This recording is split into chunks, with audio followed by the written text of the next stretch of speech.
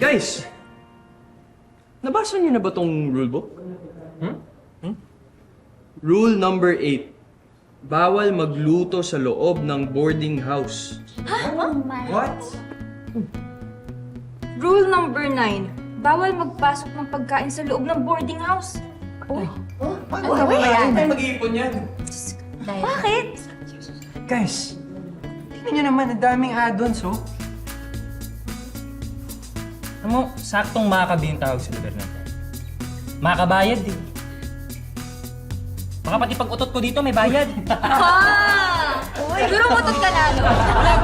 Bakit? Ano yun? Ano sabi niyo? Nagre-reklamo ba kayo? Gusto ko ipaalala sa inyong lahat, ha? Hindi ko kayo pinilit para ipagsiksikan ang sarili niyo dito.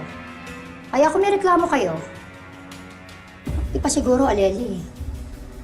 Sunugin mo na yung kontrata ng mga to. Hindi po, wala naman po nagre-reklamo. Opo, ma'am. Wala po. Sorry po. Lalabas po muna kami. Tara. Tara na. Sige po. Okay, teka lang. Iwan niyo yung gamit niyo dyan ha. Okay.